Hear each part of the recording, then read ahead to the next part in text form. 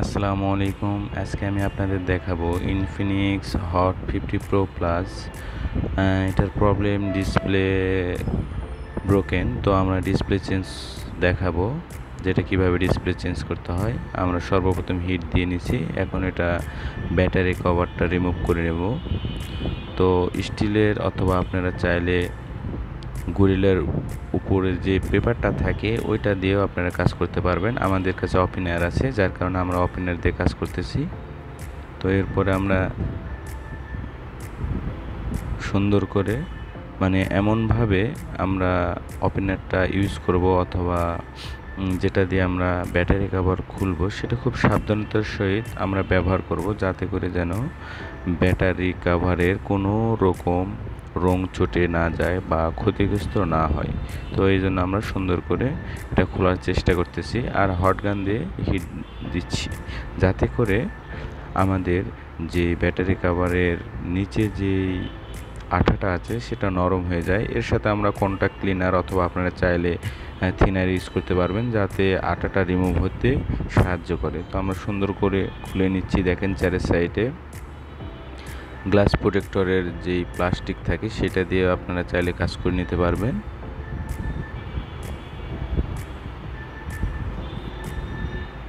দেখেন, কোনো তাড়াহুড়া করা যাবে না। যদি তাড়াহুড়া করেন তাহলে ব্যাটারি কভারটা নষ্ট হয়ে যাবে বা রং উঠে যাবে। এতে কাস্টমার মন খারাপ করবে বা আপনার কাজের রেপুটেশনটাও অনেক নষ্ট হয়ে যাবে। এই যে দেখেন, এই সাইডটা খুলে গেল। আবার ক্যামেরার ওখানেও কিন্তু অনেক আঠা থাকে, অনেক হার্ডলি আঠা ইউজ করা থাকে, যার কারণে আমরা হট গানের হিট দিয়ে প্লাস্টিকের ওপেনার ইউজ করবেন। কখনোই যেন কোনো প্রকার, এই যে দেখেন ব্যাটারি কভারটা খুলে গেল। এরপর আমরা যেই স্ক্রুগুলো আছে সেটা স্ক্রু ড্রাইভার দিয়ে খুলে নেব। তার আগে আমরা ক্যামেরা প্রোটেক্টর দিয়ে রাখলাম, যেন ক্যামেরাতে কোনো প্রকার ধুলাবালি না পড়ে, কারণ ক্যামেরাতে যদি কোনো প্রকার ধুলাবালি পড়ে তাহলে আপনার ক্যামেরাগুলো ঘোলা হয়ে যাবে। তো এই জন্য আমরা স্ক্রু ড্রাইভার দিয়ে স্ক্রুগুলো খুলে নিলাম। কাজের স্বার্থে আমরা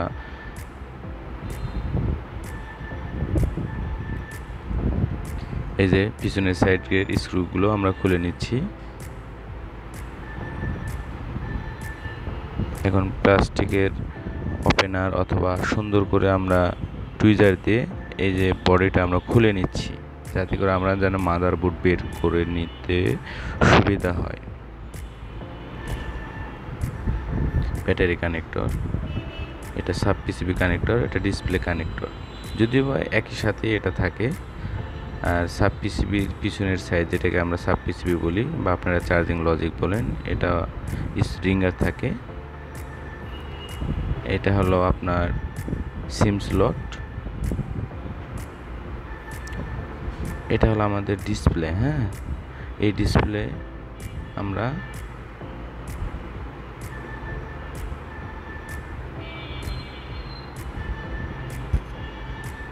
এটা হলো আমরা ডিসপ্লে। এই ডিসপ্লেটা আমরা চেঞ্জ করব, একদম 100% অরিজিনাল ডিসপ্লে। দেখেন একবারে ফ্রেম সহ স্মুথ এবং সুন্দর। একটা আপনার যদি আপনি চেঞ্জ করেন তাহলে একবার সেটা আপনার নতুন হয়ে যাবে। আপনারা সবসময় চেষ্টা করবেন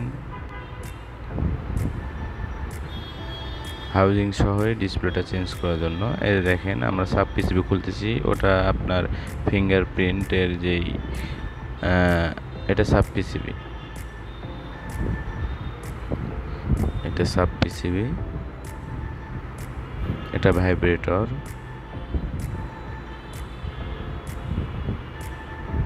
এটা ডিসপ্লে কানেক্টর, ওটা সেন্সর,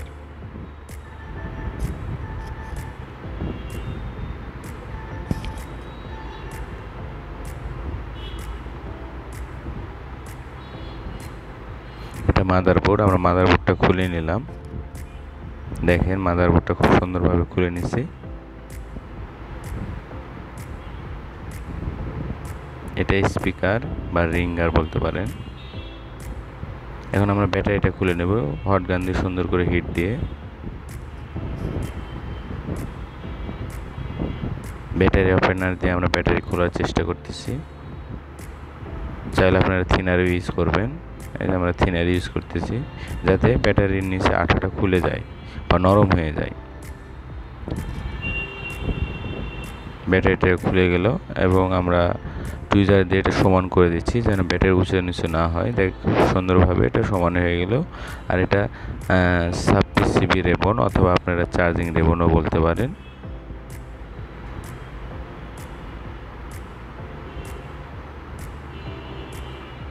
খুব সুন্দরভাবে তাড়াহুড়া করা যাবে না, তাহলেই কিন্তু আপনার ভেঙে যাবে, ছিঁড়ে যাবে, তাতে আপনি অনেক ক্ষতির সম্মুখীন হতে পারেন। এটা 26 সিবি রেবন। এটার মাধ্যমে আমাদের সিম কানেক্ট হয় এবং নেটওয়ার্ক পায়।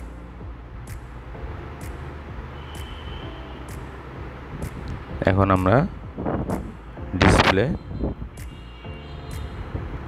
ভাইব্রেটরের নিচে আমরা আঠা দিচ্ছি বা গ্লু দিচ্ছি যাতে করে ভাইব্রেটর যেন কোনো নয়েজ না হয়। এটা সেন্সর।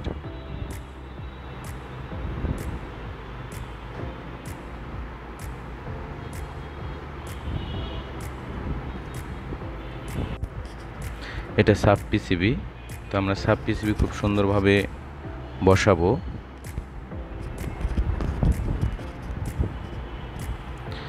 স্পিকারের নিচে আঠা দিতে হবে, কারণ যাতে করে কোনো প্রকার যেন নয়েজ না হয়, কারণ স্পিকারের ভিতরে ভাইব্রেট হলে নয়েজ হওয়ার সম্ভাবনা থাকে। তো যার কারণে আমরা গ্লু দিচ্ছি।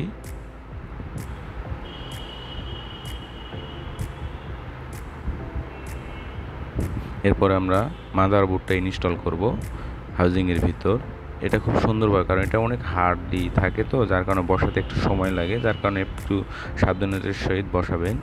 আর এটা হলো চার্জিং লজিক বা সাব পিসিবি লজিক, আপনারা যেটাই বলেন।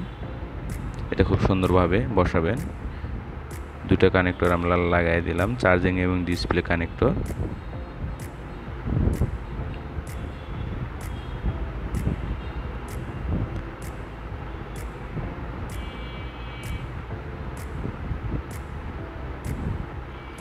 এরপরে যে আঠাটা থাকে তার উপর যে টেপটা থাকে আমরা উঠিয়ে ফেলে দিচ্ছি যাতে করে ব্যাটারি যেন কোনো প্রকার নড়াচড়া না করে। এটা ডিসপ্লে কানেক্টর সাব পিসিবির সাথে থাকে। আর এটা নেটওয়ার্ক অ্যান্টিনা, এটাও খুব সুন্দরভাবে আমরা হাউজিংয়ের সাথে বসিয়ে দেব যাতে করে যেন কোনো প্রবলেম যেন না হয়। এরপর আমরা ব্যাটারিটা ইনস্টল করলাম, ব্যাটারি কানেক্টর মাদারবোর্ডের সাথে ইনস্টল করলাম। এখন আমাদের মোটামুটি ওকে। এখন এই সাইডে আমরা কভারটা লাগালাম, সাব পিসিবি কভার, মাদারবোর্ডের কভার।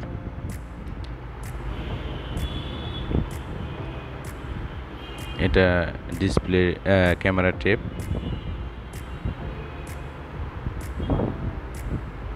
এখন আমরা ফোনটা অন করে দেখব। চার্জিং কানেক্টর করলাম এবং চার্জিং সিগন্যাল পাইছি আলহামদুলিল্লাহ। তো 77% চার্জ আছে। এখন পাওয়ার সুইচ প্রেস করে ইনফিনিক্স লেখাটা আসলো। দেখেন ফোনটা একটা পুরাই নতুন হয়ে যাবে। এই দেখেন এখন ডিসপ্লে চেক করলাম, ওকে আছে।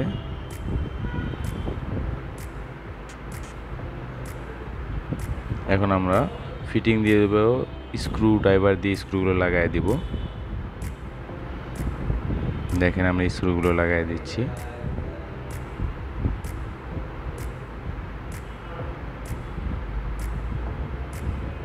স্ক্রুগুলো সবগুলো আলাদা করে রাখবো, যেখানকার স্ক্রু সেখানেই। এখন আমরা ফোনটা চেক করব ভাইব্রেটর স্পিকার ঠিক আছে কিনা। এটার জন্য একটা কোড আছে, আমরা কোড দিলাম, প্রেস করলাম। এটা হলো এমআইসি, ওকে আছে। ওকে হলে প্লাস হয়ে যাবে। স্পিকার ওকে আছে। এটা হলো কিপ্যাড বা সাইড কি। এটা রিসিভার, ভাইব্রেটর ফেল দেখাচ্ছে। এখন দেখেন পাঁচ দেখালো, 2-3 বার ট্রাই করতে হয়। ক্যামেরাটা ঠিক আছে নাকি, ওকে ক্যামেরা ঠিক আছে। ফোন ক্যামেরা ঠিক আছে, ওকে, সব 100% ওকে, আর কোনো সমস্যা নেই। এখন আমরা ব্যাটারি কভারটা বা ব্যাকশিল যেটাকে আপনারা বলেন সেটা আমরা লাগাবো। ব্যাটারি কভারে আমরা গ্লু লাগাই নিচ্ছি বা আঠা লাগিয়ে নিচ্ছি। সুন্দর করে আঠা লাগাবেন।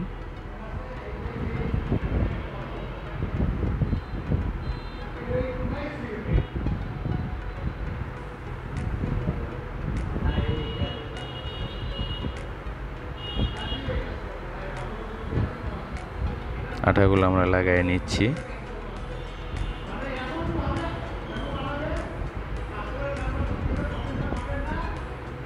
এই যে এখন আমরা ব্যাটারি কভারটা লাগাচ্ছি, খুব সুন্দর করে লাগাবো যেন কোনো সাইডে যেন আঠা বের না হয়ে থাকে বা অসমান যেন না হয়, খুব সমান্তরালভাবে বসাতে হবে। এবং আমরা ক্লিনার টিস্যু দিয়ে বা ক্লিনার কাপড় দিয়ে আমরা পরিষ্কার করব।